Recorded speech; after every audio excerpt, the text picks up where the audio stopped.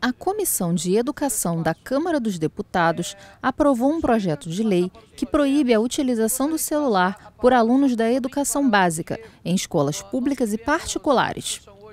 Uma escola no Rio de Janeiro se antecipou e adotou essa medida desde o início de 2024. Então, a nossa escola ela já proíbe os alunos de usarem o celular. Então, isso já é uma coisa que a gente já faz aqui, mas é claro que os alunos não conseguem aceitar isso muito bem. O uso exagerado do aparelho pelas crianças e adolescentes em momentos inapropriados motivou a decisão de proibir o uso nas dependências da escola.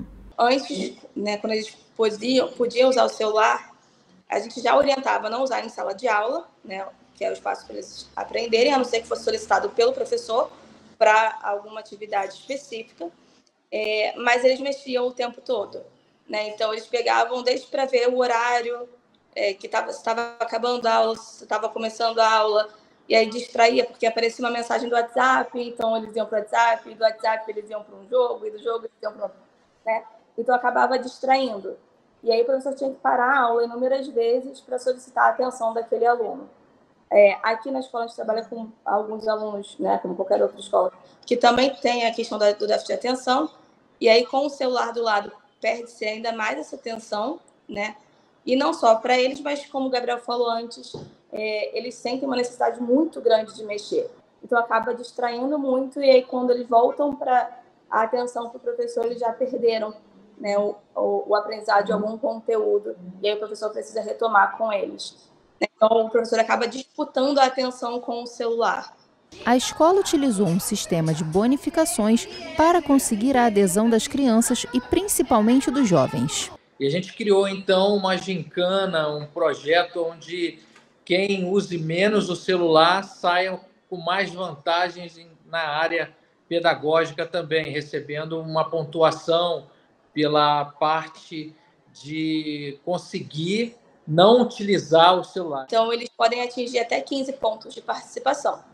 Se eles estão com o celular deles usando fora de hora, ou que não seja para uma atividade proposta, eles vão perdendo essa pontuação. Então, eles começam com os 15 e eles perdem. E caso eles cheguem no final do trimestre com a pontuação total, é uma bonificação para eles na matéria do professor.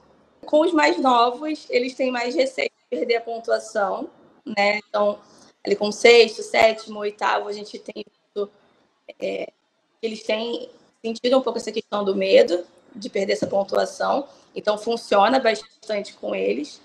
Já com o ensino médio, eles não têm esse medo de perder a pontuação, porém, como tem uma bonificação, caso eles consigam ficar com os 15 pontos, para eles é muito positivo, porque eles usam naquelas disciplinas que eles têm mais dificuldade. Então, geralmente, a química, a física, entra essa bonificação, então eles usam por esse caminho. Os efeitos negativos do uso das telas são percebidos no comportamento cotidiano das crianças e dos adolescentes, principalmente no aumento da ansiedade.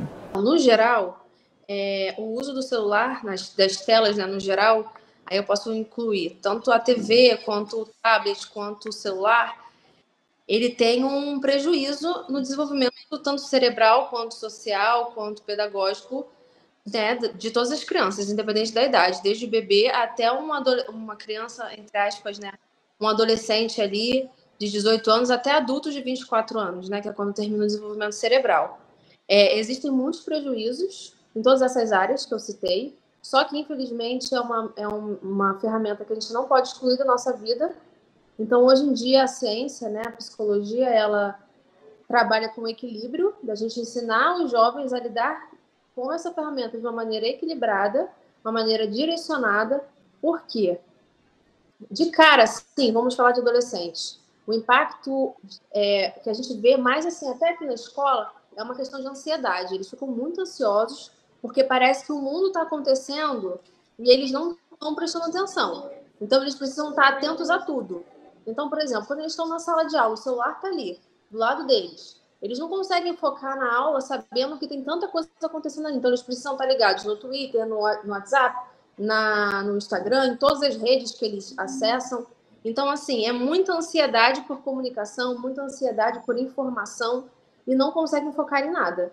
Para a equipe pedagógica da escola que adotou a proibição do celular, já tem sido possível observar melhorias na interação social devido à remoção das telas. Eles não entendem, por exemplo, por que no intervalo eles não podem usar o celular, já que não está no momento de aula, né? E o que a gente tem trabalhado com eles é essa questão social deles. Eles passavam o intervalo, se deixar falando um com o outro, só que pelo celular. Então, a gente tem percebido que eles estão mais juntos agora, né? Então, no momento de intervalo, eles têm interagido mais entre eles, e não só a turma deles, mas com outras turmas também. Um dos efeitos aos quais as famílias devem ficar atentas é que, devido à proibição do uso de telas nas escolas, os jovens podem ter uma atitude compensatória, exagerando no uso dos aparelhos ao chegarem em casa.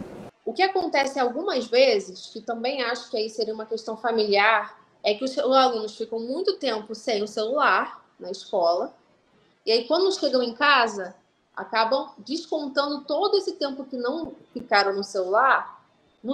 E aí fica assim, o tempo inteiro em casa no celular, porque já fiquei o dia inteiro fora da tela. Mas que não deveria ser assim, deveria ser o momento deles continuarem nesse ritmo, né, sem telas, mas acaba que às vezes isso não acontece, e aí a gente acaba pegando alguns alunos que passam assim, madrugadas adentro no celular, porque acaba que sabem que na escola não vão poder usar. Para que o projeto funcione efetivamente, é preciso da colaboração dos responsáveis. No entanto, nem sempre é possível contar com a participação dos pais. Olha, tem alguns pais que gostam muito e tem pais que também não gostam, porque tem aqueles pais que querem falar com o filho o tempo todo, né? E que querem saber como está aí, está tudo indo bem e tal. Então, é uma coisa difícil, mas é uma coisa necessária. Existem pais que gostam muito disso e existem aqueles que têm alguma reação contrária aí desse tipo de trabalho. O projeto que tramita no Congresso Nacional prevê que o celular possa ser utilizado durante as aulas, mediante a orientação do professor para atividades de pesquisa, o que também já é adotado pela escola. Tem professor de matemática que usa alguns sites com eles específicos para construir algum gráfico ou algo assim. Então, eles têm que usar o aparelho eletrônico com esse auxílio do professor, né? Com os mais novos, a gente faz esse trabalho muito de pesquisa, de ensiná-los a pesquisar, né? Quais sites pesquisar, como pesquisar, que não, né? A gente não pode acreditar em qualquer site ou qualquer coisa que está escrita.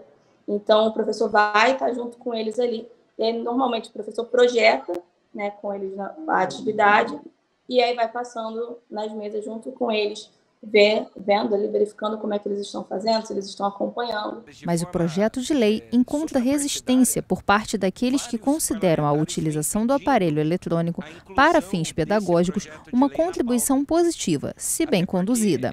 Eu inicio dizendo que considero um retrocesso. O celular é uma realidade, é uma tecnologia que está e veio para ficar. Entendo que é uma solução simplista você banir o uso do aparelho e, paralelamente aos enormes danos que ele provoca, existem enormes benefícios. Então, a solução, na minha opinião, não é banir o uso do celular, mas é disciplinar o uso do celular. Inclusive, utilizar essa questão como uma oportunidade de educar o aluno da maneira correta de usar o benefício. São muitos os benefícios, a agilidade, acesso à informação com velocidade, tudo isso veio para ficar. E você tem que treinar o aluno para a nova tecnologia, não afastá-lo da nova tecnologia. Para virar lei, o projeto ainda precisa ser aprovado pela Comissão de Educação do Senado Federal e pela Comissão de Constituição e Justiça.